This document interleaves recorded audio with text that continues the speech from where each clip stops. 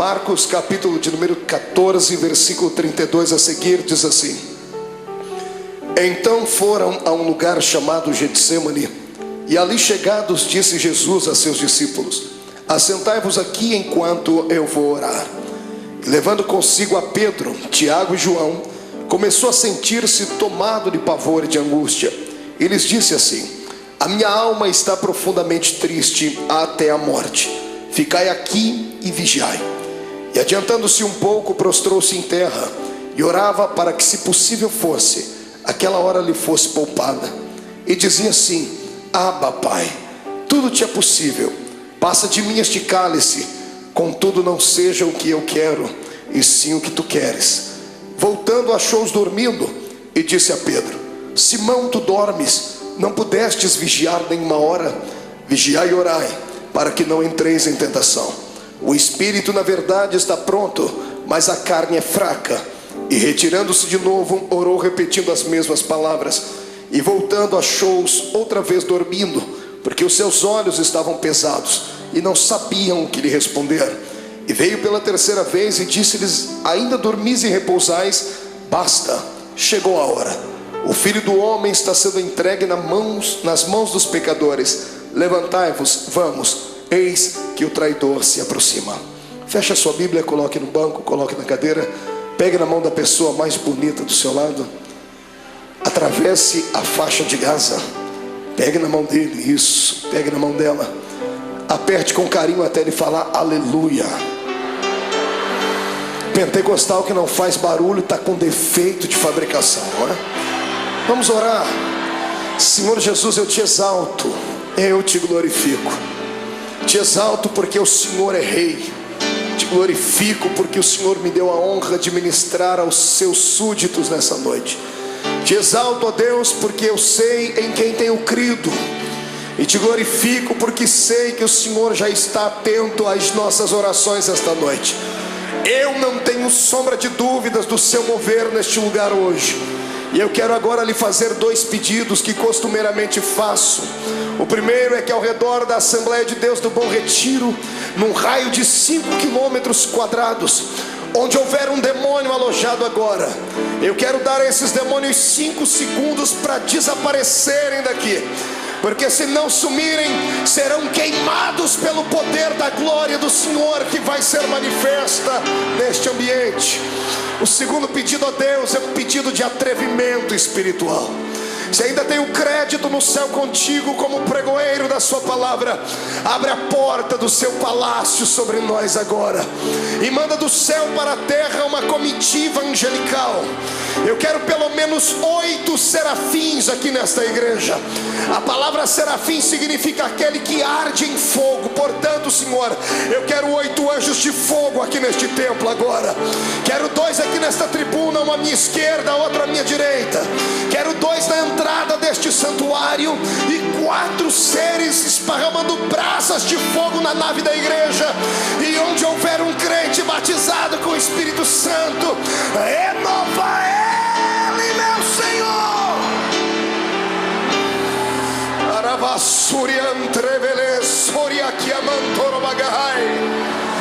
Deus, tu não precisa da ajuda do homem para nada. Tu és onipotente, Senhor. Então mostra a sua onipotência nesta noite. Abala os nossos corações com a sua unção.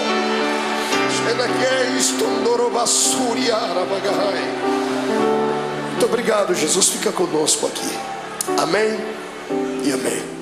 Erga o dedo indicador para o céu comigo, o dedo de profeta. Aponte o dedo no nariz do seu irmão. Diga para ele: escute aqui. Se você não trouxe lenço, prepare a manga da camisa, a ponta da gravata, do vestido, o que for, porque hoje você vai se derreter na presença de Deus aqui. Quem crê nisso, dê um grito de glória a Deus. Aplausos a Jesus. E tome o seu assento, glorificando ao nome dele.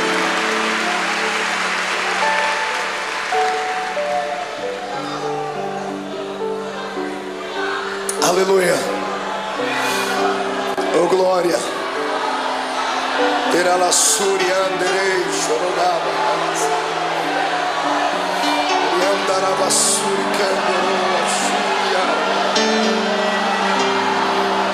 Glorifico, Jesus. Senhoras e senhores, amada noiva do Cordeiro, quando eu abro a minha Bíblia Sagrada no Evangelho de Marcos, no capítulo 14, aqui onde lemos, diante dos momentos que antecederam a crucificação de Jesus, eu tenho uma palavra atualizada para os nossos corações. Certa vez, ouvindo um grande sábio pregador, ele disse algo que na época, talvez pela minha juventude, talvez pela força do ímpeto da juventude, eu achei que ele estava sendo apenas um tanto eloquente no que falava, e descobri anos mais tarde que era uma realidade.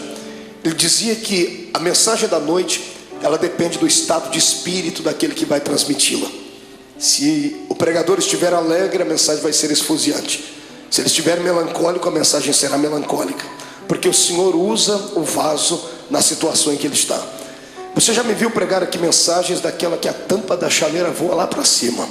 Toda segunda-feira tem sido um mar de poder aqui, não é verdade? Quem tem participado, quem tem ficado cheio de Deus, sabe disso. Mas hoje eu quero levar você por outro caminho. Quero convidar você para se entregar a Jesus hoje e permitir que Ele venha moldar de novo o seu vaso. Eu sei que vaso só pode ser quebrado no processo da preparação. Depois que o vaso está pronto, ele não pode ser quebrado mais, porque se for quebrado, terá que ser colado, e mesmo servindo ainda para alguma coisa, vai ficar dentro dele algumas cicatrizes. Eu quero crer que todos nós estamos ainda num processo de formação, não chegamos ainda à estatura daquilo que Deus quer. Então hoje o Senhor vai despedaçar o nosso vaso, e nós vamos sair daqui um pouquinho mais apaixonados pelo Cristo ao qual nós servimos. Amém? Então dê um grito de glória a Deus para estremecer o inferno inteiro. Viver não é fácil. Viver é uma aventura. O dom da vida não foi confiado a todo o grande universo. O dom da vida, a existência mais plena dela, o Senhor confiou apenas nós que somos seres humanos. Pastor, mas os animais não vivem, as plantas não vivem, mas o estado deles é vegetativo. Não tem alma, não tem espírito. Eles têm apenas um breve espaço de tempo e existem apenas para algumas finalidades. Somente o ser humano vive para a eternidade. Por isso que nós somos dotados de sentimentos. O que é o sentimento? O sentimento é aquele labirinto da nossa alma, que às vezes nos faz saltar, nos faz sorrir, nos faz chorar. E quem é que nunca passou pelo vale da sombra da morte? E só há um remédio que pode trazer a cura para os nossos sentimentos: é a doce presença do Espírito Santo. Porque a doença da alma, a dor dos sentimentos, da frustração, da depressão e da angústia, ela está localizada onde o médico não consegue localizar, bem na divisão da alma com o espírito. E só a palavra de Deus e a presença do Espírito Santo vão até este lugar. E é isso que Jesus vai fazer conosco aqui hoje. Ele vai transformar esta igreja hoje não num quartel-general, mas num grande hospital. E Ele, junto com a sua equipe médica, que é composto pela Santa Trindade e os seus anjos, vão trazer o milagre para a nossa alma. Eu profetizo em nome de Jesus que o choro que durou uma noite toda terá que cessar, porque a alegria chegará e a sua alma será inundada com a presença do Senhor Jesus. Olhe para o irmão do Senhor e diga para ele: é só um momento de dor. Diga: vai passar. Quem acredita nisso, dê mais um grito de glória a Deus aí.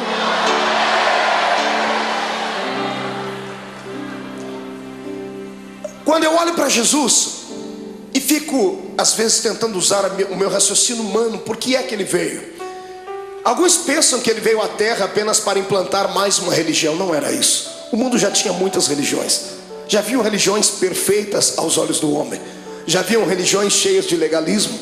Já haviam religiões amparadas por um sistema filosófico de poetas, como eram os epicureus. Amados, já havia muitas e muitas igrejas na época. Então a pergunta continua: por que é que Jesus veio à terra? Ele não veio à terra simplesmente por vir, como cantava Raul Seixas em uma música onde ele apontava o dedo para o nosso Salvador e chamava Jesus de ridículo, dizendo que ele não era besta para dar uma de herói. Jesus não foi apenas um herói, não foi apenas um mártir. Ele não saiu do céu apenas para fabular e confabular uma história. Jesus deixou as regiões celestiais motivado por um sentimento nobre e perfeito. Ele foi motivado pelo amor. Ninguém entende mais de amor do que Deus. Por isso a Bíblia diz que o amor de Deus foi pleno, porque Ele amou o mundo de tal maneira que deu o seu Filho unigênito, para que todo aquele que nele crê não pereça, mas tenha a vida eterna. Tentando indagar a Deus, fiz isso algumas vezes, perguntando então por que é que Jesus veio à terra, porque o Senhor não poderia usar outras pessoas para que isto acontecesse. O Senhor me disse: você não leu a Bíblia direito, porque desde o Gênesis eu tenho levantado homens para serem exemplos, mas todos eles têm fracassado. Os homens tentaram, sacerdotes tentaram, reis tentaram, profetas tentaram, mas não conseguiram vocacionar o coração do homem para servir a Deus. Era necessário um sacrifício de um animal anualmente, para que o perdão do pecado viesse sobre os seres humanos e eles não fossem condenados e não descessem à morte e estivessem aprisionados por Satanás. Desde o Gênesis até o começo do Novo Testamento, nós temos uma série de dimensões históricas onde Deus tentou confabular com o homem a sua história, ensinar a eles um pouquinho da sua graça, e os homens não pareciam entender. Foi então que Deus teve uma atitude divina. Só alguém que é divino faria isso. A minha Bíblia diz na boca de Paulo que ele, mesmo sendo Deus, não teve por usurpação ser igual a Deus. Antes aniquilou a sua forma divina e desceu na terra e se fez carne. Aqui começa o mistério da minha vida e da sua. Aqui começa uma das explicações para as grandes perguntas da vida, das crises existenciais, que nem Freud conseguiu explicar. Por que é que estamos aqui? Todos nós fazemos parte de um plano majestoso e maior, de um plano que não nasceu na mente de homens, nasceu na mente do Todo-Poderoso Deus. No meio do caminho houve percalços, houve bloqueios, e Deus então, para reconstruir a sua história, o seu plano original, Ele teve que sair do céu e vir ser um entre nós. A minha maior alegria como homem nesta terra, como pregador do Evangelho, não é ter viajado por mais de 40 países do mundo. A minha maior alegria não é passar pelas ruas das cidades e ver um crente me reconhecer, ou saber que Jesus me deu um ministério abençoado. Não, a minha maior alegria se consiste nisso, em saber que eu tenho alguém lá em cima no céu, que para poder entender as minhas fraquezas e falhas, teve que sair de lá e vir experimentar um pouquinho desta vida triste e pequenina dos mortais. Amados, para que eu e você não fôssemos destruídos, destituídos, amassados e jogados dentro de um buraco, Jesus teve que sair lá de cima para tentar compreender a nossa falibilidade. Eu falo isso com propriedade, porque o Deus que está acima do céu nunca pecou, nunca sentiu dor, nunca foi desprezado a ponto de sentir náuseas e vontade de morrer enquanto estava lá em cima no céu. Eu penso que o próprio Deus falava com o Filho e com o Espírito Santo lá em cima, dizendo: por que será que esta raça humana não conseguem ser aquilo que eu quero que eles sejam? Se você pegar o Velho Testamento e ver o pensamento de Deus, se você torcer as páginas do Velho Testamento, vão sangrar, porque o Senhor havia ditado a sua lei. O homem que não pudesse caminhar junto com ele era logo destituído. O homem que não pudesse ser santo era logo morto. Veja o Deus do Velho Testamento trabalhando, abrindo a terra, engolindo homens. Por que é que Deus trazia morte e o terror sobre o seu povo? Pensava ele que aqueles que permanecessem vivos, olhando aqueles que foram punidos, se converteriam, seriam mais santos, seriam mais produtivos. E Deus via que, pelo contrário, aquilo parece que trazia, ao invés de temor, trazia ira no coração dos seres humanos. E alguns, por pura rebeldia, tratavam logo de desmerecer a Deus e de serem inimigos dele. O Deus do Velho Testamento tentou, ele fez de tudo que estava na sua mão para fazer, e até o ponto dele chegar no céu, sentado no trono, e dar um grito sobre aquilo que Isaías escreveu no seu livro, gritando bem alto: e agora? A quem eu enviarei? E agora quem há de ir por nós? Porque na terra não tinha ninguém justo o suficiente. Os homens não aceitaram o Deus Jeová, aquele que quando vinha em cima de uma nuvem, fazia tremer os montes, fazia os seus relâmpagos engrandecer o coração dos dos homens, e os homens não aceitaram. Então o Senhor está no céu, tentando encontrar uma nova maneira de atuar. E a maneira foi aquela mais talvez não pensada, mas que chegou a chocar o próprio Deus. O seu filho, sentado à sua direita, se levanta e diz: Pai, está chegando a hora então de nós tomarmos uma atitude divina. Está na hora de fazermos algo transcendental. Está na hora de eu deixar o meu trono e virar homem de carne e ser um como eles são, para eu poder entender o que eles passam, para eu poder saber o que é que leva esses seres humanos a chorar, a sentir dores. Por que é que eles têm tanta facilidade em se curvar diante dos problemas? Por que é que eles ficam deprimidos? E é isso que Jesus faz. A transferência do céu para a terra não foi apenas um ato da legalidade divina, foi um ato imortal de Deus. Deus se fez carne para vir aqui entender a minha vida e a sua vida. O que eu acho mais lindo é que Ele entendeu. Ele passou pelos mesmos vales que nós passamos, Ele passou pelas mesmas sombras que nós passamos, e o mais importante, Ele venceu. Ele deu para nós um exemplo dizendo: é possível passar pelo vale e se levantar lá na frente. É possível andar de cabeça baixa, mas daqui a pouco erguer a sua cabeça, porque o ser humano é imagem e semelhança de Deus. Eu não prego nessa noite para um público comum de derrotados. Eu prego para homens e mulheres de carne e osso, mas que tem uma essência divina dentro deles. Eu olho para fora e vejo a embalagem, mas o conteúdo desses que me ouvem é um conteúdo transcendental. O Deus eterno que criou o universo pela força do seu poder e pelo poder da sua palavra o sustenta, habita dentro desse homem e desta mulher que está aí do seu lado. Quem acredita nisso, ergue a mão para cima e glorifique a Deus.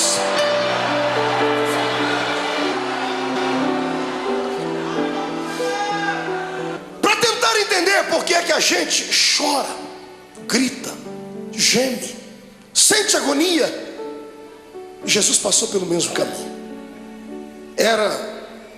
Estava chegando os últimos dias dele na terra. Ele sempre foi um homem de oração. Eu amo Jesus por causa dos seus ensinamentos, aqueles que ele dava com a sua boca e aqueles que ele exemplificava. Sempre que ele queria exemplificar alguma coisa, ele usava os seus apetrechos divinos. Todas as vezes que ele operava um grande milagre, ele se escondia no meio do mato para orar. Diferente dos seres humanos do século 21. Toda vez que temos uma vitória, a primeira coisa que fazemos é ir para um restaurante comer uma boa picanha. Fazemos festa, não é verdade? Fazemos uma viagem, empreendemos uma ida até a beira da praia. Jesus sabia do perigo de se ter uma vitória. Toda vez que você tem uma vitória, o seu arqui-inimigo fica furioso muito mais do que antes, e ele vai preparar uma luta pior ali na frente. E se você não se preparar e não estiver com o seu espírito pronto, você pode sucumbir ali na frente. É por isso que todas as vezes que ele tinha uma vitória, ele se separava e ia para o monte orar. Nesse dia, foi um dia diferente. Jesus acordou melancólico, entristecido, porque ele não era apenas Deus, ele também era homem. Era homem sujeito às fraquezas. Quando ele se destituiu da essência da glória, ele se revestiu da nossa humanidade. E ele tinha um problema que eu e você não temos. Mesmo sendo homem, ele tinha o poder de ver o futuro, porque ele era homem, mas também era Deus. Ele tinha a sua natureza humana, mas também tinha a sua natureza divina. A sua natureza humana dava a ele condições de sentir sede, ao ponto de pedir para uma mulher: me dá água porque eu tenho sede. Mas a sua natureza divina logo se impunha, e ele mesmo dizia à mulher: mas se tu soubesses quem fala contigo, você pediria água para mim, e eu te daria uma água que você beberia e nunca mais tornaria a ter sede. Na sua natureza humana, ele se cansou um dia na polpa do barco, dormiu e relaxou, ao ponto de Satanás se levantar e quase afundar o barco. Ele estava cansado, por isso dormiu. Mas quando se revestia da natureza divina, ele olhava para o mais miserável pecador e gritava no ouvido e no coração dele, dizendo assim: vinde a mim, vós, os que estáis cansados e oprimidos, porque eu vos aliviarei. Nessa manhã, o lado humano dele estava tranquilo, porque não enxergava o futuro. Mas o lado divino pregava peças nele, porque ele enxergava além daquilo que os olhos humanos viam. Mesmo sendo homem, ele continuava sendo Deus, e ele tinha percepção de algumas coisas do futuro. E dessa manhã, quando ele acordou, ele sabia o que ia acontecer. sabendo o que ia acontecer, ele não sorri. Ele não conta uma história comum, porque ele era um homem como nós somos. Ele convida os seus discípulos nesse dia. Todas as vezes que ele ia para o monte orar, ele levava só 3. Era Pedro, Tiago e João. Nesse dia ele olhou para todo mundo e disse: gente, vamos orar comigo. Eu imagino os discípulos olhando uns para os outros, dizendo assim: o quê? Jesus está pedindo oração para a gente? Ele está pedindo para a gente acompanhar ele até o monte para orar. E ele foi. Quando ele chegou naquele monte, dobrou o joelho. Todos eles dobraram o joelho junto com ele e começaram a orar, ou começaram a rezar, eu não sei. Repetiram as palavras que ele havia ensinado. Ninguém conhecia Deus a fundo. A religião deles antes de Cristo, era uma religião canalizada em rituais humanos, em dogmas falíveis. Talvez eles não sabiam conversar com Deus na intimidade com a qual Jesus falava. Por isso Jesus nos ensinou a oração do Pai Nosso. Mas ele pediu para que eles orassem com ele, porque ele estava abatido naquele dia. E tendo orado, eu penso que, não sei se você passa por isso, mas eu passo. Quando eu estou muito angustiado, quando eu estou muito atribulado, eu preciso gritar.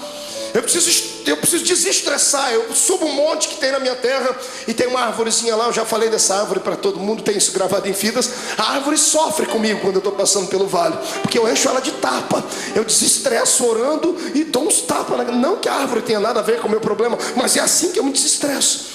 Eu imagino Jesus nesse dia angustiado, atormentado, ele olhando para os seus discípulos, ele querendo orar, ele querendo falar tudo que estava dentro dele. Mas de repente ele olhava por cima dos ombros, ele via Tiago, Pedro, João, ele via André, ele via os outros, ele viu quão pequeninos eles eram. Eram apenas discípulos, não haviam atingido a estatura de mestre. O discípulo tem muita facilidade de se escandalizar, tem muita facilidade de ficar pequenino diante de situações difíceis. E eu imagino Jesus dizendo para si mesmo: se eu falar o que eu preciso, eles vão desanimar, eu tenho que demonstrar fortaleza para eles. E Jesus não aguentando mais, ele precisava orar. Ele levanta a cabeça, levanta da oração, deixa todo mundo orando. Ele pega 3 entre os 11 que foram, porque Judas não foi com ele esse dia, Judas ficou. Tinha só 11 com ele. Ele levanta e chama os 3 mais chegados dele. Ele bate o nome de Pedro, Tiago e João, disse: meninos, vamos orar comigo. E para eles ele conta o que está acontecendo. A minha alma está angustiada. Você consegue ouvir isso da boca do seu Deus? Ou você acha que isso é um privilégio só seu? De sentir dores, de chegar em dias dentro da sua casa que dá vontade de morrer, dá vontade de entrar dentro do quarto e fazer uma besteira? Ou você acha que porque você é crente, você está bem guardado e você tem anticorpos espirituais suficientes para te proteger de toda a avalanche do mundo? Não, você é um ser humano. A diferença entre o ímpio e o justo não é vista somente nessa terra, será vista na outra. Mas a minha Bíblia diz que da mesma sorte que sofre o ímpio, sofre o justo.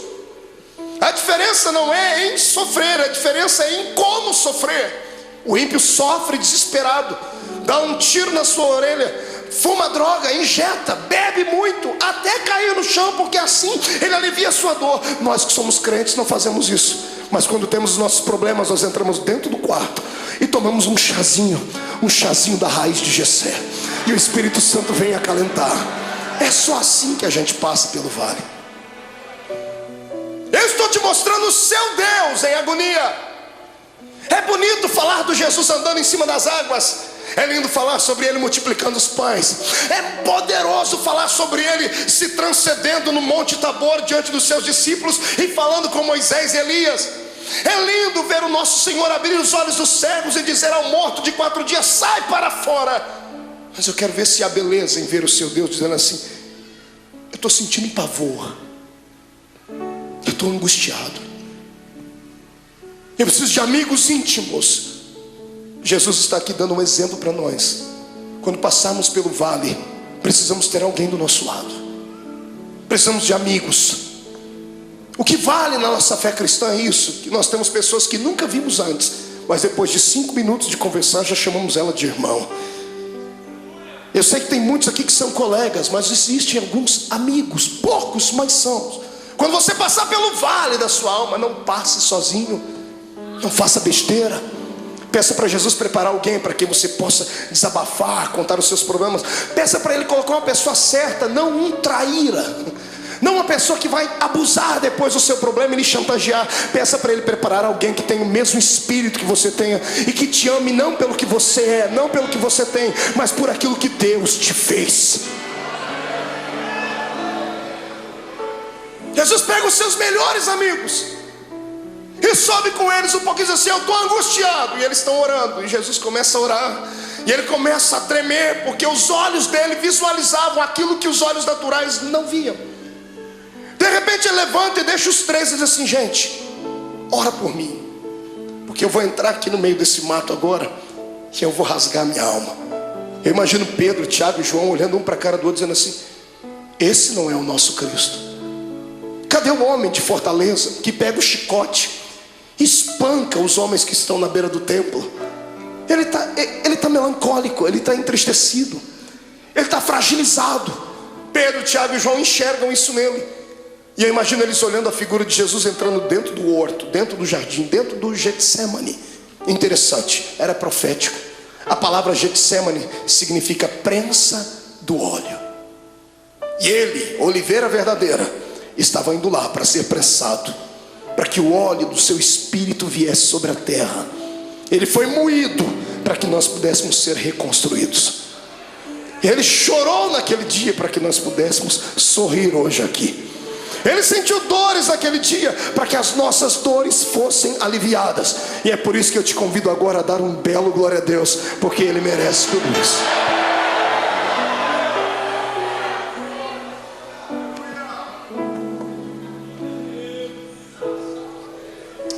Ele começa a orar. Agora que não tem mais ninguém perto dele, ele rasga a alma e diz assim: Pai, eu sei que a hora é chegada, mas o meu lado humano não está aguentando. Então eu vou fazer um pedido ao Senhor: se der, Pai, passa de mim esse cálice. Se der, risque esse momento. Se der, me priva de sentir aquilo que eu já estou vendo que vou ter que sentir. Quando Jesus ora desse jeito, é posto uma vírgula na sua oração. Se levantam dois reinos do lado dele nesse momento: o reino de Deus e o reino de Satanás. Os anjos se calam no céu, o próprio Deus está em silêncio no céu olhando. Os demônios estão fazendo figa, estão torcendo, dizendo assim: se ele não for até o fim, não tem salvação. Se ele não for até o fim, o plano está mais uma vez destruído. E Satanás está lá orando para si mesmo, pedindo para que todos os poderes das trevas viessem trazer uma nuvem negra sobre Jesus naquele dia. E quando Jesus diz: Pai, se for possível, passa de mim esse momento, esse era o lado humano. O lado divino dele sobrepõe. E ele abre os olhos. E se como homem ele enxergava apenas o jardim naquela noite, se como homem ele enxergava apenas as árvores, o céu que devia estar escuro e o vento soprando, se como homem ele enxergava apenas pedras e relva, como Deus ele enxergou além de tudo aquilo. Ele enxergou além das pedras, além da relva. Ele enxergou além do tempo. Ele enxergou além dos séculos. Ele enxergou além do espaço. E sabe o que ele viu? Você.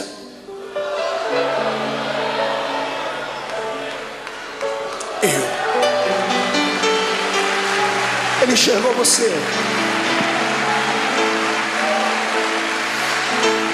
Sabe como ele te enxergou? Não como um super-homem ou uma mulher maravilha, bem trajado dentro da religião, cheio de poderes, de status, não.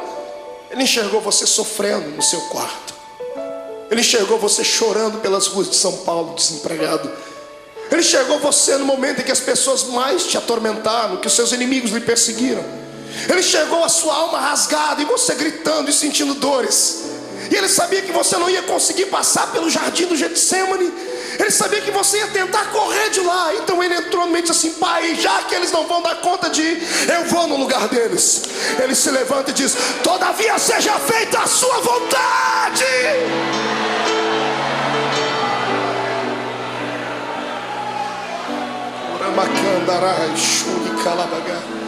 Feche seus olhos por um momento.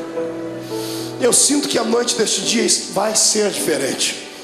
Não sou só eu que estou passando pelo vale, estou sentindo dores. O Senhor está me dizendo que tem pessoas que entraram aqui gemendo hoje.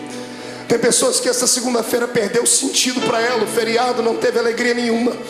Tem gente aqui dentro que sequer conseguiu dar um glória a Deus. E não é porque não queria, é porque a sua alma está mais atormentada do que tudo. Veio buscar aqui hoje, nessa noite, um escape. Tentou enxergar aqui uma luzinha no fundo do túnel. Em nome de Jesus, como profeta do Deus vivo, eu profetizo que o tempo de cantar chegou.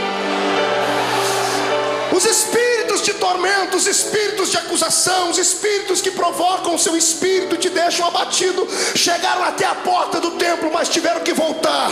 Quando eu fiz a oração inicial, eles tiveram que recuar 5 quilômetros. E eu te dou uma palavra de Deus: eles não vão voltar. Você vai sair daqui hoje de cabeça erguida, sorridente, alegre, de paz, cheio de Deus. Vai entrar na rua da sua casa com a coroa da vitória. Você não é um derrotado, você não é mais um. Você nasceu para a vitória. Quem acredita nisso, adore ao Senhor.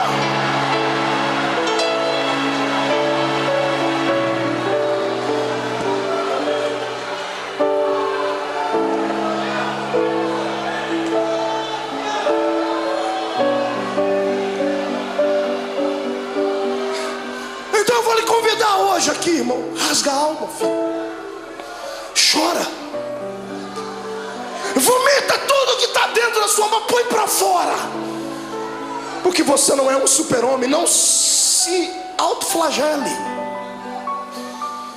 Eu sei que você hoje orou como Paulo: Senhor, o que eu quero fazer sempre eu não faço, o que eu não quero eu estou sempre fazendo. Senhor, eu tenho um espinho na carne. É como se o mensageiro do diabo viesse, me esbofeteasse e me jogasse no chão. Eu quero que você ouça aquilo que Paulo ouviu.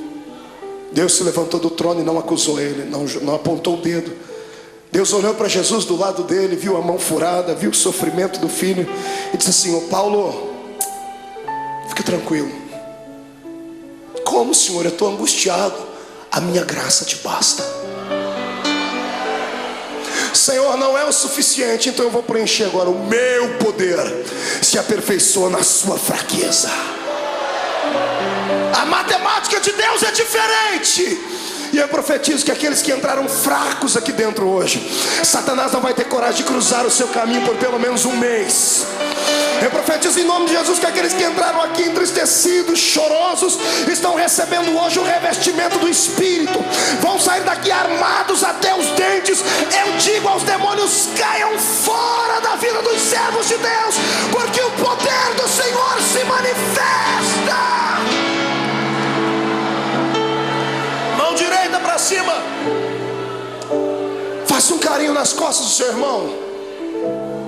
Diga para ele: a angústia, o pavor, a angústia e a tristeza, a angústia e o abandono são o caminho mais fácil, mais rápido de tocar o coração de Deus.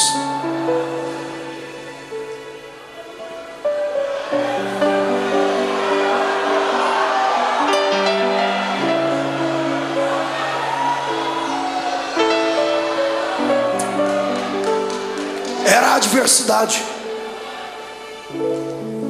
Meu sogro me ensinou uma frase que ele deve ter ouvido em algum lugar, eu já citei ela algumas vezes: que não há bem que sempre dure, e também não há mal que nunca acabe. Tudo na vida tem um ponto de equilíbrio. A vida da gente é igual às 4 estações do ano. Alguns estão sorrindo do seu lado porque estão vivendo o verão da vida deles. O sol da justiça está alto, está brilhando sobre ele, está corando a sua pele, por isso que o irmão está sorridente. Outros estão vivendo a primavera da sua existência, estão florindo, estão frutificando, estão crescendo. Em contrapartida, outros entraram no outono, começaram a perder as folhas, começaram a perder o colorido. E difícil saber que alguns entraram pelo caminho do inverno, estão sucumbindo, estão tendo que buscar água nas profundezas dos lençóis mais profundos da terra, estão tendo que se curvar diante de tudo. Mas a bênção é que tudo é um ciclo. Depois do inverno vai vir o verão de novo. Calma, é só um tempo. Na minha vida e na sua, tudo o que acontece, ou acontece porque Deus mandou, ou porque Ele permitiu. Satanás não tem esse poder que nós pensamos que ele tem de vir e manipular a nossa existência. Eu sou entregue a Cristo e você também. O mais fraco aqui entre nós é capaz de catar Satanás pelo chifre e esfregar o focinho dele no chão, porque ele não tem mais solução. Para mim e para você, por pior que seja o ato cometido, se puderes hoje inclinar não os joelhos em terra, mas sim o coração diante de Deus, o sangue de Jesus Cristo cobrirá todos os seus erros e você ficará mais salvo do que a alva-neve.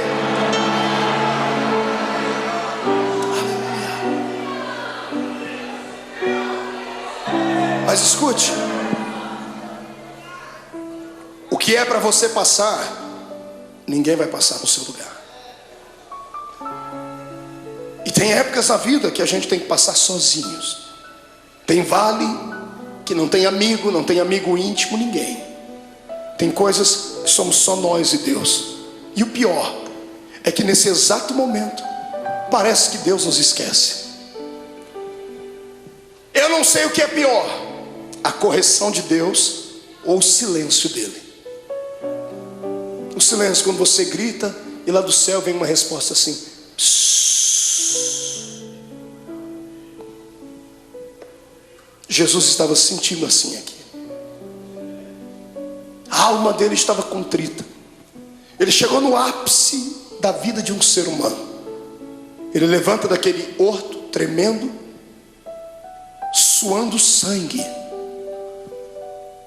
Eu fui estudar isso à luz da ciência. A ciência diz que é raro, mas é possível. Por que é que uma pessoa chega a transpirar sangue? A ciência diz que quando a pessoa está passando por uma agonia muito grande, o seu metabolismo fica todo alterado. 3 coisas podem acontecer. Primeiro, ela pode sofrer um infarto no miocárdio, porque a adrenalina correndo pelo seu corpo, o coração não dá conta de bombear tanto sangue e pode explodir. Segundo, quando a etapa do coração é vencida, as veias do cérebro não suportam, a pessoa pode sofrer um derrame. Terceiro, quando é vencida a etapa do coração e da mente, aí os poros se dilatam e o sangue que está sob pressão dentro do corpo, ele sai pela pele. Como Jesus não podia morrer de ataque cardíaco, nem podia morrer de derrame cerebral, porque a cruz estava preparada, o sangue dele saiu pela testa, pelos poros.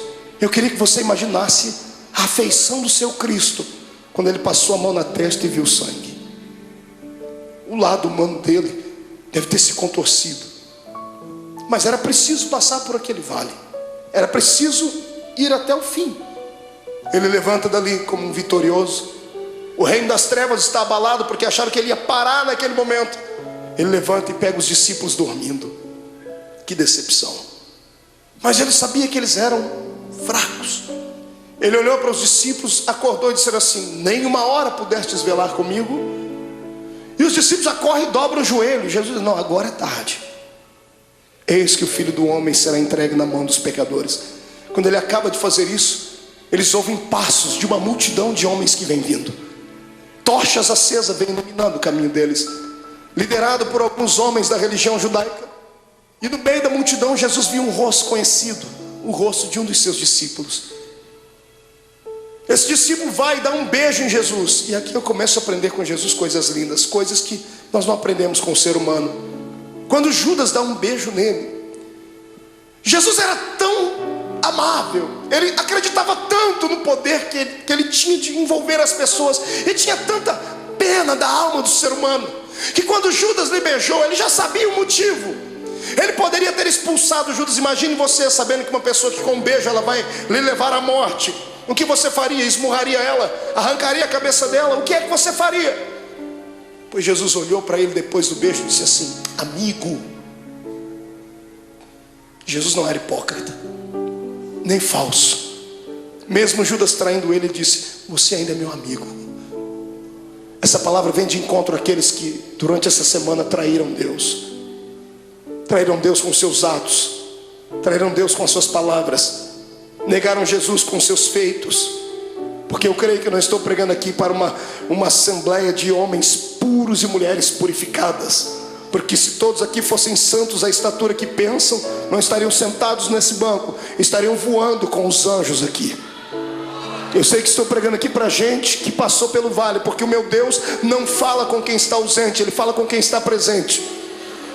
Mas Jesus manda dizer que Ele está apaixonado pela sua fé, está apaixonado pela sua coragem. Você caiu, veio aqui se arrastando com a boca no pó, mas crendo no que está escrito, que o justo pode cair até 7 vezes, mas o Deus que Ele serve, de todas elas o colocará de pé.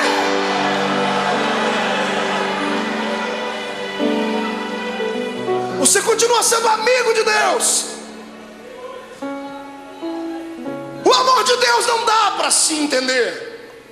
O amor de Deus tem que ser aceito. Não fomos nós que o escolhemos, foi Ele quem nos escolheu. E quantas vezes você já fez essa pergunta: por que o Senhor me escolheu, Deus? Por que você acha que Deus te escolheu, irmão? Pela sua força? Pela sua oratória? Pelo seu talento de cantar? Você acha que Deus olhou para você e disse: não, esse aqui eu vou poder usar, então eu vou investir nele, e o outro que não prestava Ele não investiu? Não foi nada disso. Deus olhou para você e alguma coisa em você atraiu Ele.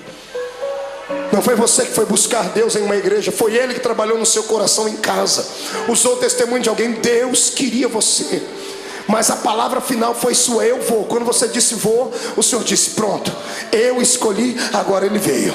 Você foi escolhido por Deus. Escute, deixa eu lhe dizer uma palavra, que isso aqui vai quebrar esse demônio que te atormenta, vai acabar com a sua depressão. Escute, nenhum ser humano pode surpreender Deus. Não há nada que você faça, não há nada que você pense, não há nada que você aconteça que você vai deixar fazer Deus ficar assim: nossa, o meu filho me espantou. Porque Deus conhece tudo. Você nunca vai surpreender Deus. É por isso que eu me apoio nessa palavra, para nunca sair dela. Porque o diabo, ele só sabe falar do passado. Ele só sabe acusar você do que você fez, do que você cometeu antes de entrar dentro dessa igreja hoje. Ele só sabe apontar o dedo para você e metralhar você, dizendo assim: você foi isso, fez isso e aquilo. É por isso que eu prefiro ficar com Deus, porque Deus não fala do passado. Todas as vezes que Deus olha para você, sabe o que Ele fala? Do seu futuro. E lá no céu, imagina Ele acotovelando Jesus, dizendo: está vendo aquela filha lá? Olhe lá na frente e veja o que eu vou fazer com ela. Está vendo aquele homem? Olhe lá na frente e veja o que ele será. Porque Deus não é como caranguejo que anda olhando para trás. O Senhor está na nossa frente. O Senhor está além das suas fraquezas. O poder do Senhor está além da sua humanidade. O poder de Deus está além dos seus complexos. É por isso que eu te convido nessa noite: saia de dentro da prisão que está a sua alma. Deixa o Senhor hoje sacudir as portas desta prisão e arrancá-las para fora.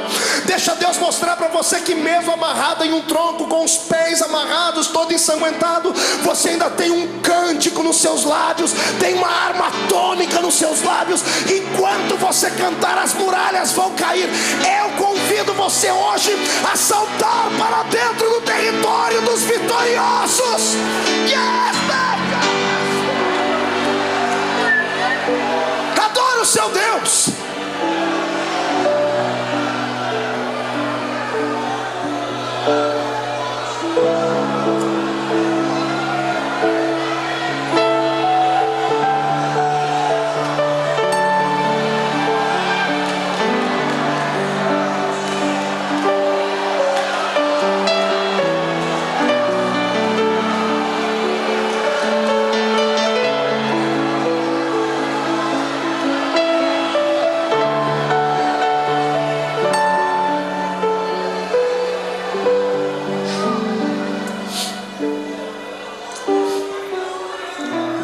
É hoje o dia que Deus escolheu para arrancar você de dentro do quarto escuro da sua vida. Os espectros do passado que te sondam, os demônios que encontraram uma brecha, vão ter que serem rápidos para saírem, porque se não saírem serão destruídos. Eu vejo a força de Deus chegando para dentro de você. Eu vejo o Espírito Santo sentado nas asas do vento, trazendo em ambas as suas mãos brasa de fogo para purificar o seu pecado. E na mão direita dele uma unção de gozo para te fazer saltar pelo menos uma semana inteira. Em nome de Jesus Cristo, hoje é o dia da independência da sua alma. O Senhor te fará saltar muralhas. Quem acredita nisso, tire o pé do chão para adorar.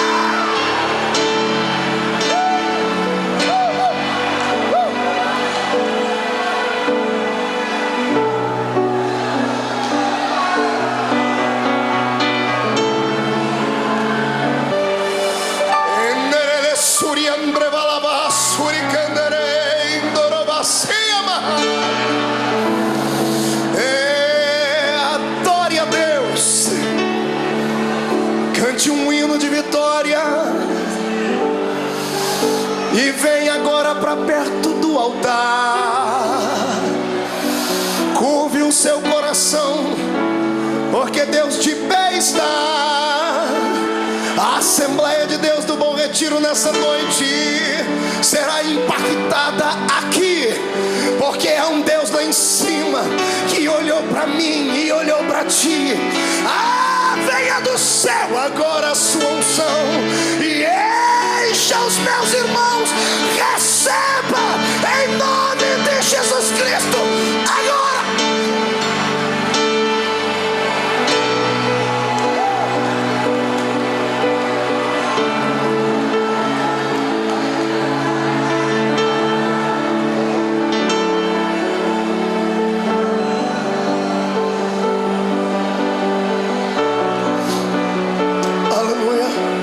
Sente um pouquinho.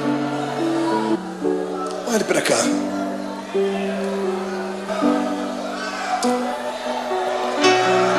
Tem um santo católico. Ele foi canonizado pelos homens, mas o exemplo de vida e de fé dele impactou um tempo. Chamava-se São Francisco de Assis. São Francisco de Assis fez uma oração, e uma frase da sua oração eu peguei para mim, para orá-la sempre que eu estou passando por problemas. Ele disse assim: Deus, dá-me forças para suportar aquilo que eu não posso mudar.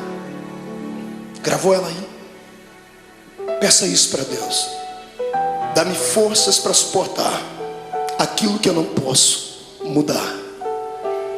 Tem coisas na vida que não dá para mudar. O filho que foi embora não volta mais.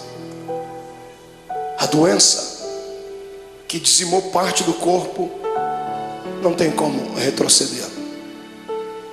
O abandono, a tristeza, muitas vezes não tem como retroceder. Então peça para Deus te dar força para suportar. O que importa é em como enfrentar esse dia de dificuldade. É em como você vai enxergar o seu jardim. Você pode enxergar o seu jardim como sendo o ápice do abandono de Deus, ou pode enxergar o seu jardim como sendo o pódio da coroação da sua vida. Depende da maneira como você foi para lá. Jesus foi preparado para o jardim. Por isso ele orava antes, incessantemente. Por isso ele buscava Deus. Por isso ele passou 40 dias no deserto em jejum, porque ele sabia que a missão dele era grande, como a sua é. Sabe por que você está querendo parar? Porque você não se preparou. Tem levado uma vida de brincadeira, pensando que a igreja é apenas um lugarzinho de reunião social, pensando que a fé cristã é só aqueles dogmazinhos ensinados pelo pai e pela mãe. Não, a salvação não é hereditária. A salvação é pessoal, é uma experiência com Deus. Busque a sua experiência nessa noite. O Senhor transmutará esse coração de pedra num coração de carne, trará alegria para dentro da sua vida, e você vai ter força para viver. Lá está Ele. Olha o seu Jesus sendo preso. Quando os homens vêm prender ele, ele tinha passado uma noite de oração.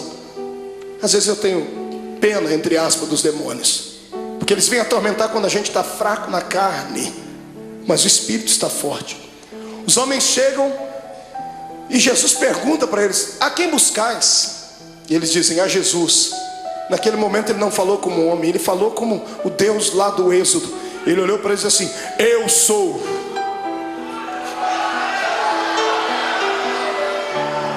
Por um pouco aqueles homens não morreram fulminados, porque quando ele liberou a sua palavra, rema, eu sou, eles caíram no chão. qualquer preso sairia correndo, qualquer pessoa condenada sairia correndo, qualquer covarde sairia correndo. E eu não duvido que os discípulos iam pegar na mão dele: Jesus, aproveita o momento e foge. E ao invés de ele ir para a direção contrária, ele vai e ajuda as pessoas a ficar de pé. Você consegue imaginar Jesus pegando? Imagina ele falando: I'm sorry, desculpe. Em vez de falar como homem, eu falei como Deus. Foi só um momento, eu estou aqui, pode me prender.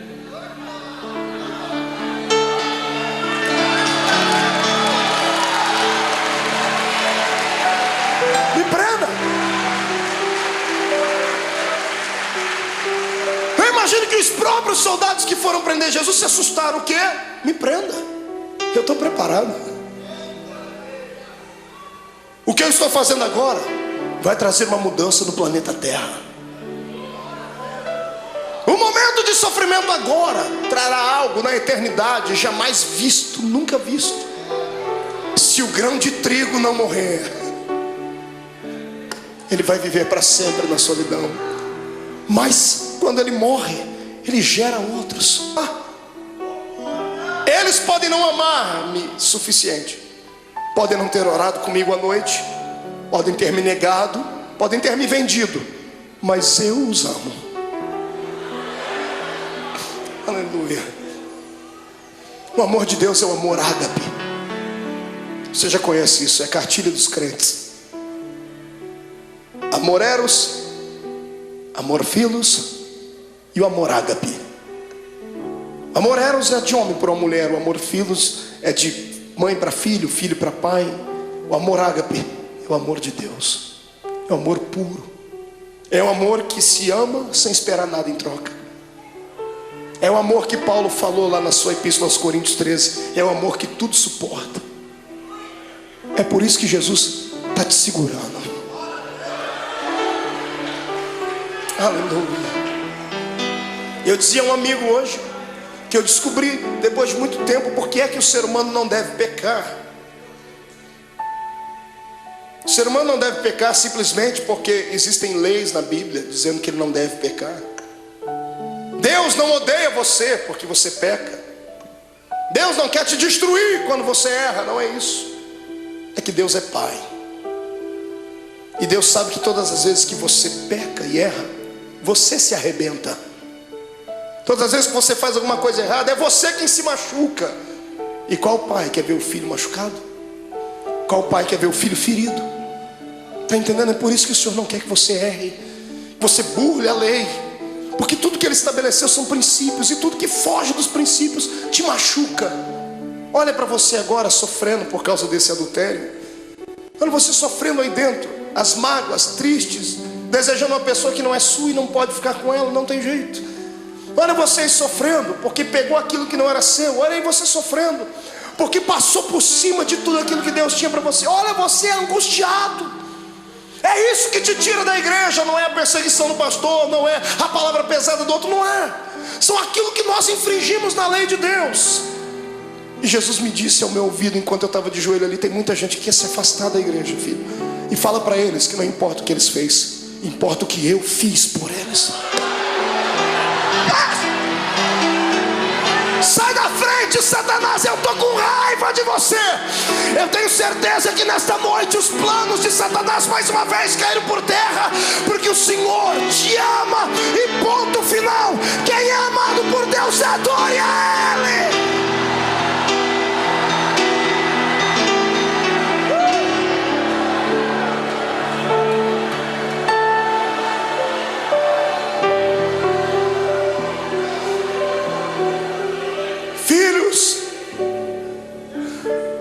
A rejeição, a cruz, a agonia, vocês não vão suportar, eu suporto por vocês. E levaram ele como um preso comum. Fizeram do meu Jesus uma peteca. Caifás, Anás, Pilatos, Herodes, Pilatos. Ninguém achava nada de errado nele. Ele tinha palavras para incriminar os homens, mas ele se calou e não se defendia. Pilatos fica estarrecido e diz assim: que homem é esse? Pilatos queria soltar Jesus, mas o ego dele era muito massageado pelos judeus. Ele não queria perder a postura de o grande. Então, para alegrar o coração dos judeus, ele pensava que isso iria aplacar a ira deles. Ele manda chicotear Jesus.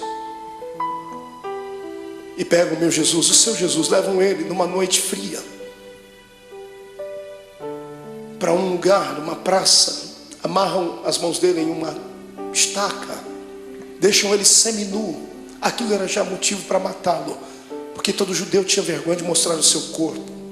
Estava sendo humilhado, até que ele começou a ser flagelado. Azorrague era o nome da arma com a qual bateram em Jesus.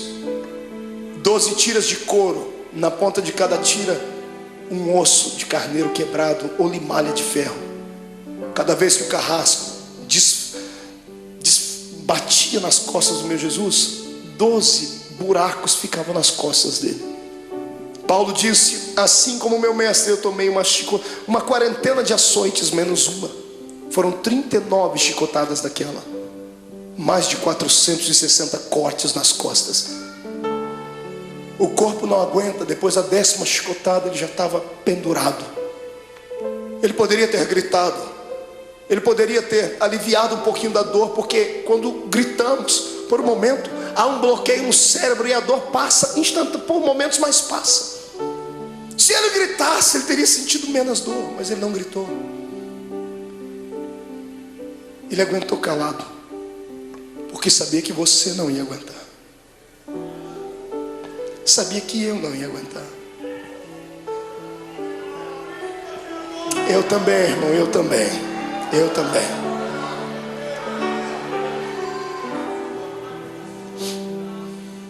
Quando tiram Jesus da estaca, ele está semi-morto, caído no chão. Alguém embrulha o corpo dele num pano, pensando fazer o bem, estavam fazendo o mal. Jogam ele dentro de uma cova, dentro de uma cela fria, úmida, fétida. No outro dia de manhãzinha, Pilatos já havia se reunido com algumas pessoas. O povo não havia quem acalmasse o povo. O povo quer a morte dele. Pilatos se levantou e chamou a multidão e disse assim: olha, hoje é um dia especial. Hoje eu tenho direito e posso liberar o perdão para um preso. Vocês têm esse homem chamado Jesus e tem Barrabás. Barrabás era um terrorista, era um prisioneiro político. Era um homem que queria lutar contra o reino de Roma. Por isso estava preso. Um homem zarrão, de quase 1,90 m, diz a história. E quando colocaram Barrabás e pegaram o nosso Jesus todo machucado de manhã, ele não jantou na noite, não tomou café de manhã. Ele estava fragilizado, com o corpo tremendo, perdeu muito sangue na noite.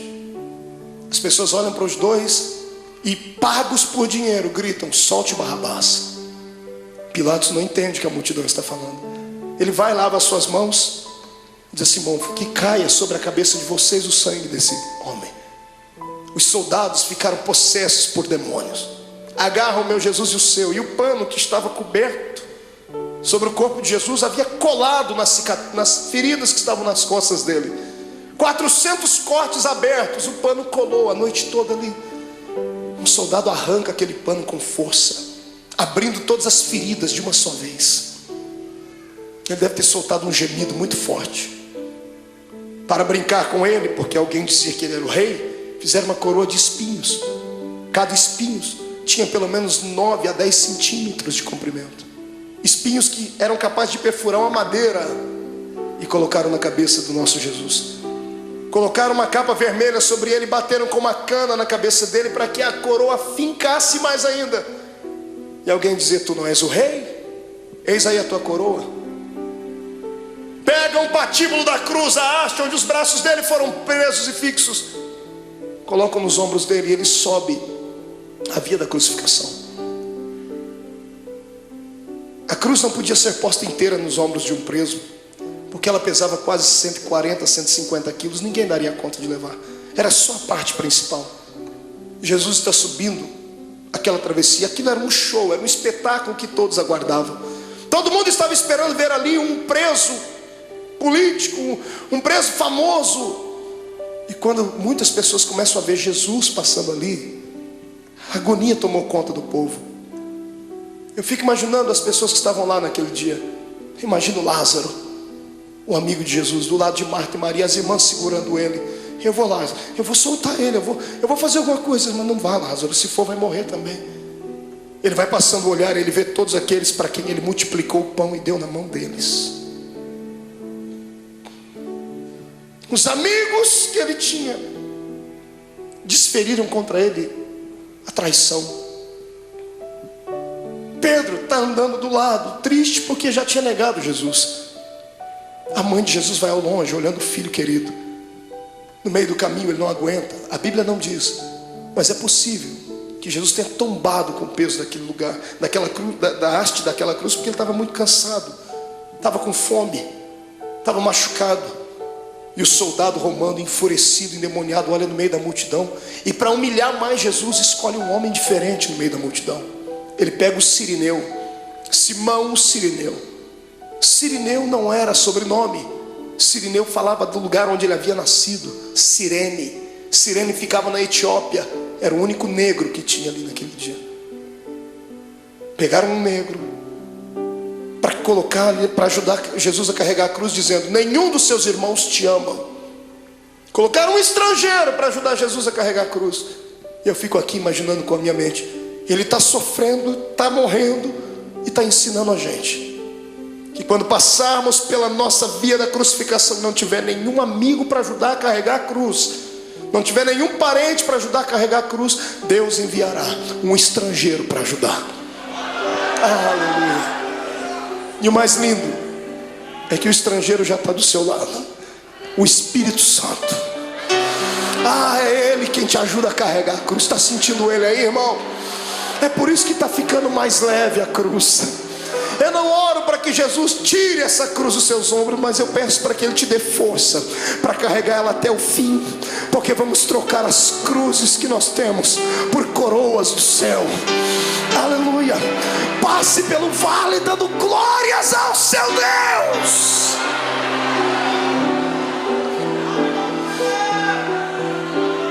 Sobe comigo.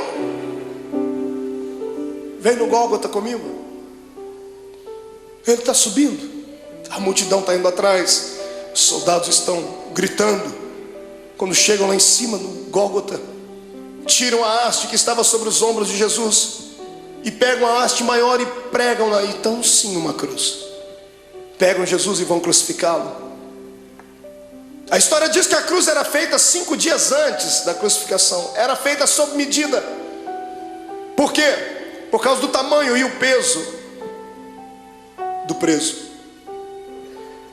Era feita sob medida porque antes de pregarem o preso já havia um lugar próprio para cravar o prego.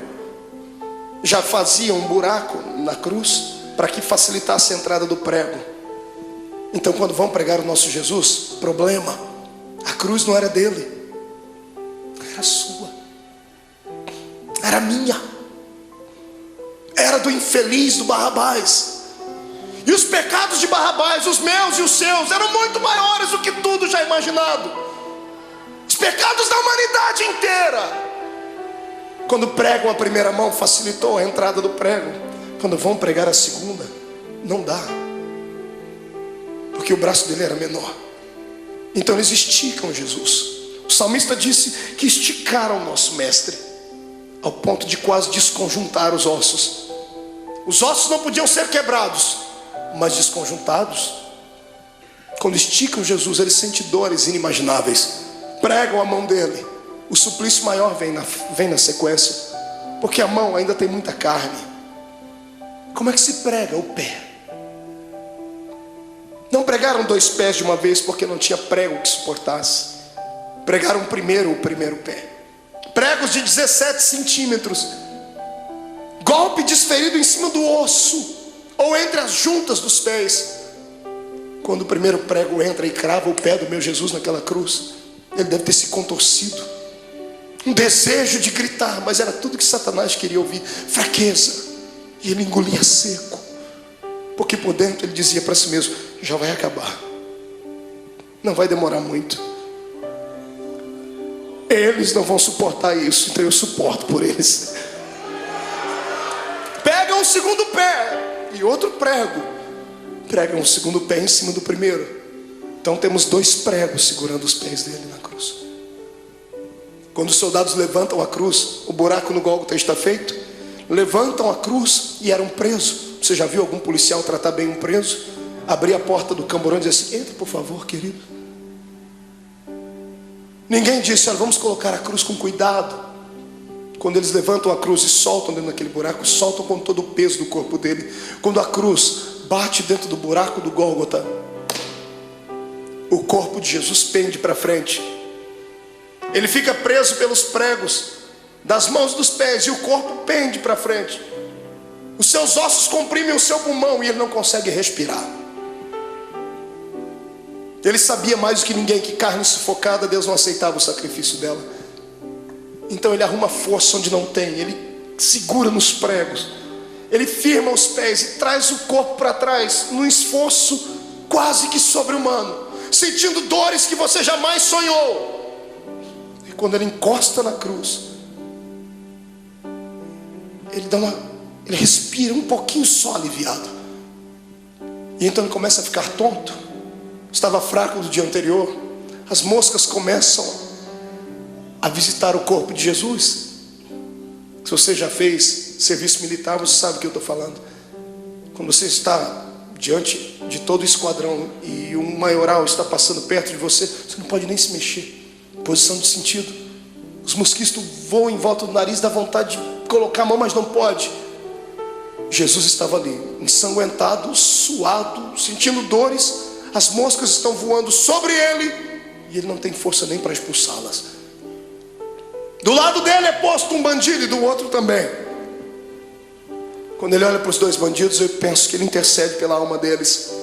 O da direita o da esquerda fica endemoniado. O diabo entra dentro do corpo dele e ele olha para Jesus e diz assim: oh, você não é o Deus, você não é o Cristo, você não é o Todo-Poderoso?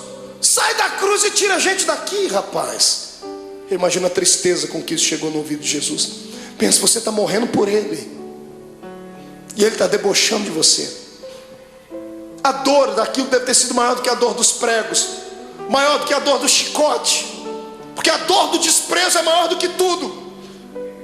Deus olhou do céu e disse: não, meu filho não vai ficar assim. Espírito Santo entra no coração daquele bandido da direita. Vamos fazer um equilíbrio. O da direita fica cheio do Espírito Santo. Pregado na cruz, grita para o outro: pare de atormentar ele. Esse homem não fez nada, a gente está aqui porque merece, e ele não. O da direita estica o pescoço, porque Pilatos deu um presente para Jesus. Mandou colocar uma insígnia em cima da cruz: Rei dos Judeus. O preso estica o pescoço, e quando ele lê em cima da cruz: Rei dos Judeus, ele abaixa a cabeça e sussurra: o Rei, Rei, ó Rei. Imagino Jesus levantando a cabeça, sentindo dor, dizendo: está falando comigo, rapaz? Estou. O Rei, lembra de mim quando entrar no seu reino. Aleluia.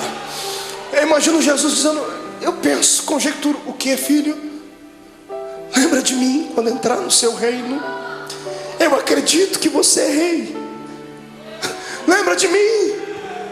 Eu imagino Jesus dando um sorriso no meio do sangue, no meio da dor, e dizendo para si mesmo: valeu.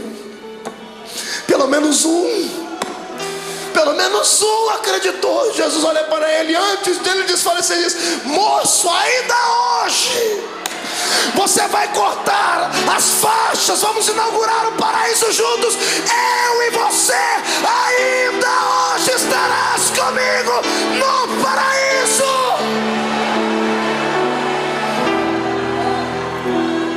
Era bacana,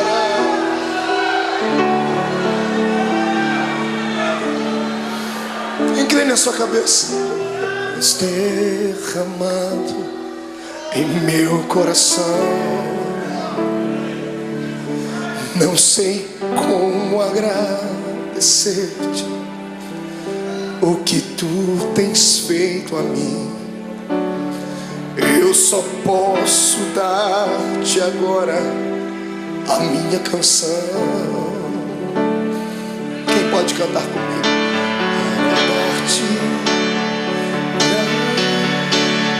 Vai, grita. Graças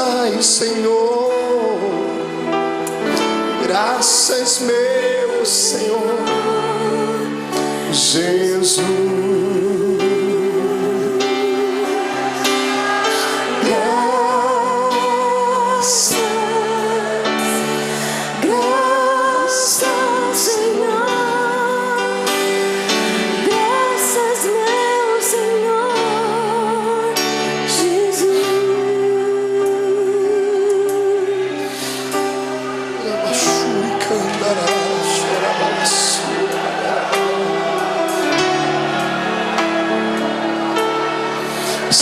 Diante do seu Deus, crente.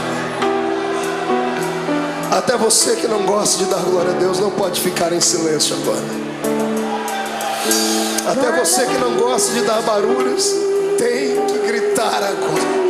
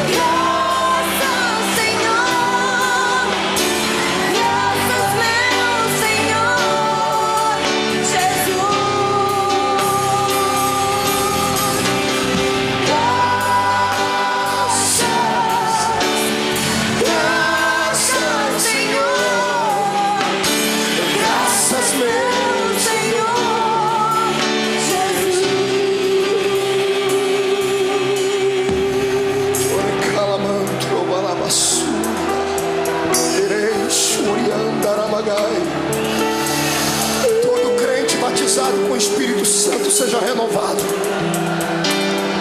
Todo crente que está envolvido pelo poder do sangue de Jesus Cristo seja renovado. Quem nunca orou em línguas, que seja batizado agora. Que este lugar comece a flamejar.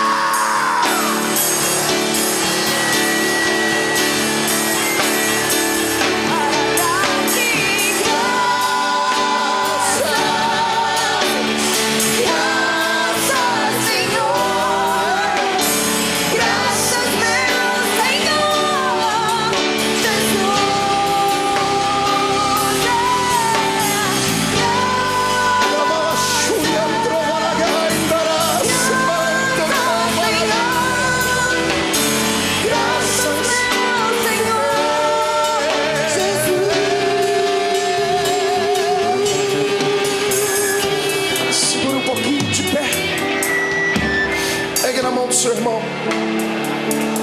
oh Deus,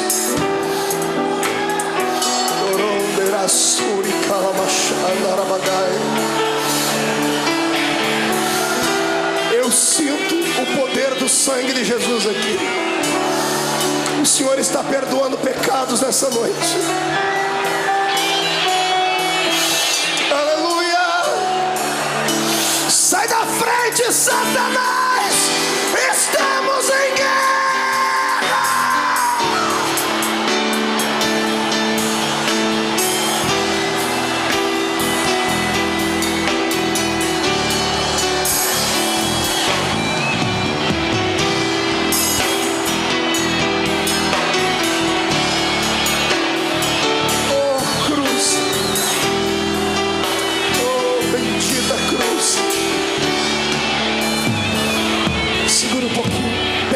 seu irmão.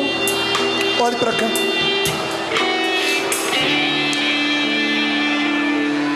A agonia dele continuava.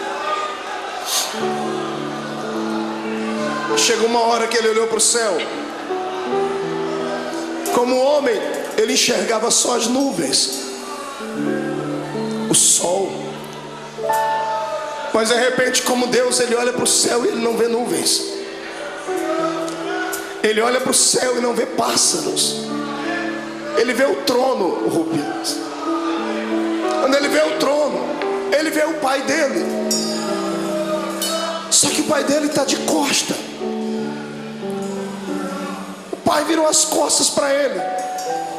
E no momento de dor, de muita agonia, ele disse: "Ô pai, por que tu me abandonou?" Quantas vezes você já falou isso, crente? Deus entende quando você diz isso, porque Jesus passou por isso. Não é que Deus estivesse feliz com o sofrimento do filho. Se Deus continuasse olhando, ele ia arrancar Jesus daquela cruz, Joel. E se ele arrancasse Jesus da cruz antes dele morrer, Deus ficaria derrotado. Deus poderia ter destruído a terra, mas ele preferiu virar as costas para não ver. E o lado humano de Jesus sentindo dores, mas o lado divino dentro dele dizendo assim: já está acabando, aguenta mais um pouquinho, segura. A morte está lá com as garras da mente de Jesus, tentando arrancar o espírito dele, e ela não consegue, porque ele não tinha pecado. A morte estava inofensiva. Ela era acostumada a carregar para dentro do inferno pecadores. Mas como arrancar da terra um homem que nunca pecou? Eu imagino a morte dizendo: desse eu não dou conta. Eu imagino Jesus levantando o rosto para cima e dizendo assim: eu vou te ajudar, a morte. Onde está o teu aguilhão, a morte? Onde está o teu poder que não consegue levar um homem fragilizado uma noite inteira? Eu te ajudo. Quem diz que a morte matou Jesus não sabe da verdade. A morte não matou Jesus, foi Jesus que se entregou para ela. Você é muito fraca, morte, então eu vou te ajudar. Eu me rendo, eu entrego meu espírito, consumado está.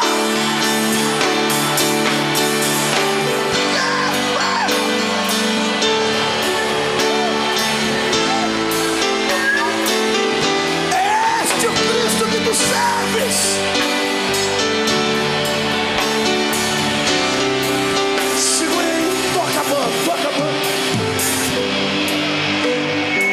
Escute.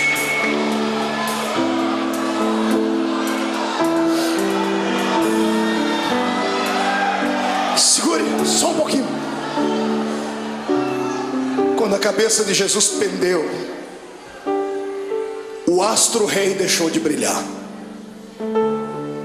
O cosmos e a natureza se curvaram diante do Rei eterno.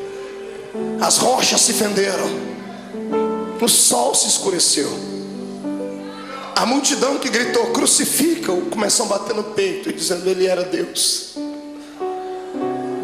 O centurião que ajudou a fragilizar o corpo dele está embaixo da cruz, gaguejando e dizendo: esse homem era o Filho de Deus. Maria está embaixo, João está abraçado com ela, dizendo: aguenta, mãe, aguenta. Tiram Jesus da cruz. Ele morreu primeiro do que os bandidos. E um dia eu orei a Deus, Deus me revelou por quê. Por que Jesus morreu antes dos bandidos, irmão? Será que Jesus era tão fraco assim? Porque os outros bandidos também foram flagelizados. Por que Jesus morreu primeiro? Eu perguntei a ele um dia, e o que ele me respondeu: é só crente cheio do Espírito Santo para entender. Jesus nunca gostou da morte. E todo morto que cruzou o caminho dele ressuscitou. Todo. Ele chegou a parar velório, cortejo fúnebre. Jesus nunca gostou da morte porque ele era Deus. Ele sabia que o homem não foi feito para morrer. Toda vez que a morte cruzou o caminho dele, ele parou ela. Nesse dia, para não ver os dois morrerem antes, ele falou: eu vou morrer primeiro, porque se eles morrerem eu vou ter que ressuscitar eles aqui. Perto de mim ninguém fica morto.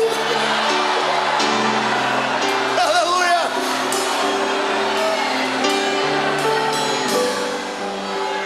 Ele morreu a carcaça. Quem morreu foi Jesus, o homem.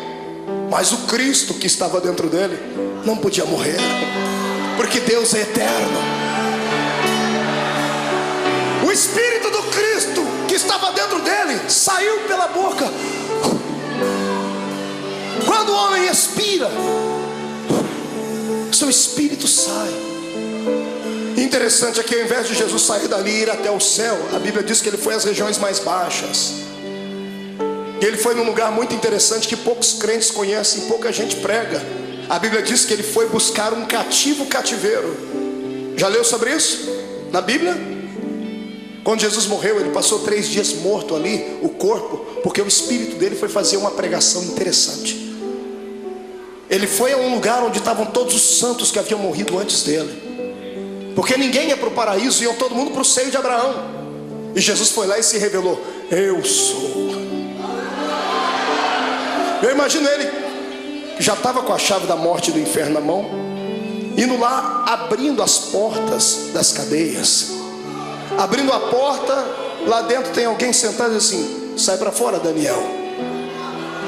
Mas Senhor, quem és tu? Eu sou aquele que fecha a boca do leão.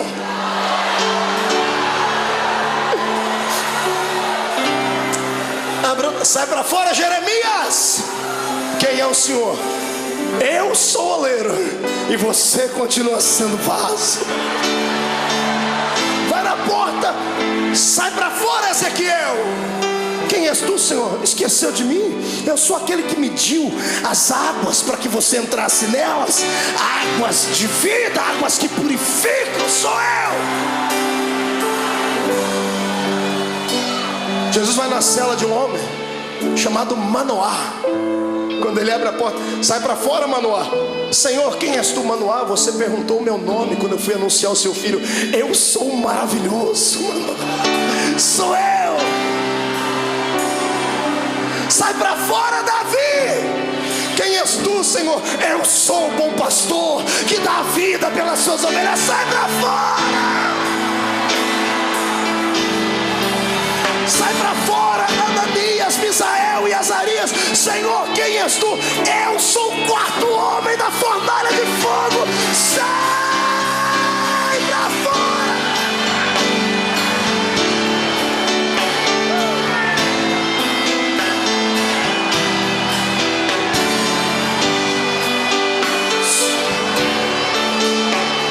Segure. Jesus chega numa porta. Era um dos últimos a ter entrado lá antes dele. Ele abre a porta, está lá um sujeito de barba. Ele diz: João, sai para fora, João. Mas Senhor, quem és tu? João não me conhece? Imagina João olhando e dizendo: oh Senhor, desculpa. É que a última vez que eu lhe vi, o Senhor era um cordeiro, e agora eu vejo que tu és o leão. O leão da tribo de Judá.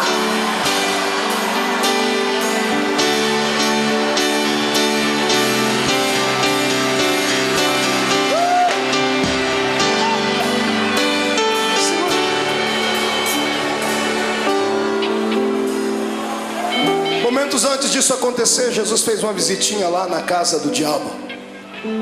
Está todo mundo chorando aqui em cima, na terra, e tem um monte de demônio fazendo festa no inferno. A morte e o diabo dançando catira e forró. Os demônios cantando, é festa. Jesus morreu. Quando Jesus morreu, eles esperavam que ia cair uma pedra em cima da cabeça deles. Quando Jesus expirou, eles: ai, mas não aconteceu nada, então vencemos. Passaram a noite toda fazendo festa lá no antro do inferno. Foi num belo dia, os demônios todos deitados, cansados, dormindo. Eu imagino. a escuridão do inferno começa a receber luz. Ele vem, e não vem andando, vem flutuando dentro daquele lugar.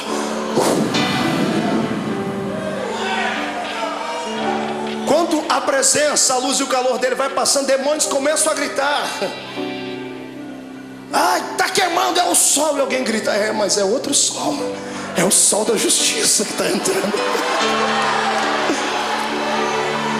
Os gritos devem ter acordado o diabo e a morte. Jesus olha para a cara dos dois. Antes de falar com o diabo, Jesus vai no colarinho da morte, agarra ela pelo colarinho e diz: onde está a morte?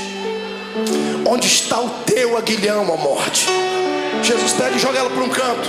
Jesus vai onde está o diabo, fala: Satanás, agora é contigo, seu infeliz. Me agonizou lá no monte, achou que eu não ia vencer.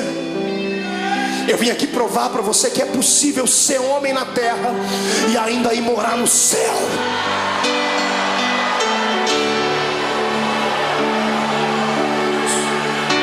Eu imagino o diabo com as duas mãos aqui, ó. Imagina Jesus: o que você está fazendo, ô cão? Não, é que aquela historinha lá de Gênesis 3:15, né? A semente da mulher vai esmagar a minha cabeça. Imagina Jesus dizendo: não, fica tranquilo, eu poderia fazer isso agora, mas não vou fazer. Não, o senhor é bonzinho, obrigado. Sou bonzinho? Me dê a chave da morte do inferno aqui. E Jesus vai saindo, eu imagino. E o diabo: mas e a cabeça e o pé, como é que fica? Calma, eu vou dar uma trégua por alguns momentos, porque mesmo eu podendo esmagar a sua cabeça, eu não vou fazer isso agora, porque eu seria egoísta. Eu vou repartir isso com muita gente ainda. Eu imagino Jesus apontando o dedo dele: fica assim por enquanto, mas em breve, o Deus de paz esmagará Satanás embaixo dos nossos pés.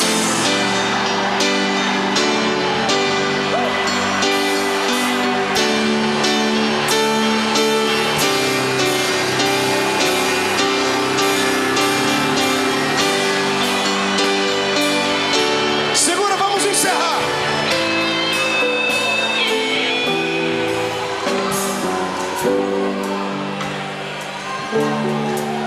Três dias depois, umas mulheres chorosas chegam na tumba de Jesus, levam perfume para embalsamar o corpo dele. Está todo mundo chorando pelos cantos. Quando elas chegam na tumba de José de Arimateia, que emprestou para Jesus, a pedra gigantesca estava removida. Desesperadas, elas pensam que alguém roubou o corpo de Jesus. Quando elas entram lá dentro, no meio de duas pedras tem dois homens de branco. Os homens estão sorrindo, um sorriso angelical. Um dia nós vamos vê-los. E as mulheres perguntam: onde puseram o nosso mestre? E os homens dão um grito para as mulheres: por que procurais entre os mortos aquele que vive? Ele não está mais aqui, ele já ressuscitou.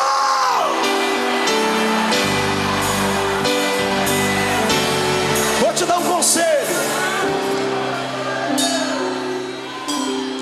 passe a quinta-feira da angústia, chegue na sexta-feira da crucificação e não se entrega. Se segura, porque o domingo da ressurreição vai chegar. E Deus manda dizer que essa noite foi transformada no domingo da sua ressurreição. Eu quero saber onde estão aqueles que estão passando por uma sexta-feira de dor, estão passando pelo vale, estão sofrendo, sentindo angústias, estão com vontade de deixar tudo, não aguentam mais as perseguições, não aguentam mais passar pelo vale da sombra e da morte, e querem que o domingo da ressurreição chegue logo. Vem, irmão, vem aqui à frente, vem correndo que eu vou orar por você. Vem, você não está sozinho. Eu estou passando por esse vale também. Eu estou passando por esse vale. Vem, isso chora mesmo. Derrama as últimas lágrimas. Viver é assim. Hoje a gente perde, mas amanhã a gente ganha. Hoje a gente está embaixo, mas amanhã vamos estar por cima. Hoje foi despedido, mas o Senhor vai abrir uma porta de emprego amanhã. O coração está apertado porque está sozinha, está sozinho. Foi traído, foi abandonado. Calma, o Senhor tem bênção para lhe dar. Ele já preparou, mas ou Ele vai trazer de volta o que foi. E se aquele não prestar mais, Ele vai preparar outro. Ninguém perde com Deus. Ele só pede para você ter paciência. Segura um pouquinho. Grite, mas não murmure. Se jogue no chão, mas não perca a fé. Porque em nome de Jesus Cristo, o domingo da ressurreição está chegando. Diga comigo, em nome de Jesus. Toda angústia, toda dor, todo sofrimento, tudo aquilo que me atrapalha de servir a Deus, toda frustração, todo sentimento de abandono, eu ordeno, venha para a palma da minha mão. Agora, fecha a sua mão. Diga comigo, a minha sexta-feira da crucificação já foi. Hoje é o domingo da minha ressurreição. Levante a mão para cima e vou contar até 3. Você vai jogar no chão e vai pisar em cima. 1. A vitória é sua. 1,5. Hoje o Senhor te transporta para o reino dos vitoriosos. 2. A sua casa será impactada pela ressurreição de Deus. 2,5. Satanás é um derrotado, com um D maiúsculo. 2,75. É o dia da sua liberdade. 3. Jogue no chão, piso em cima.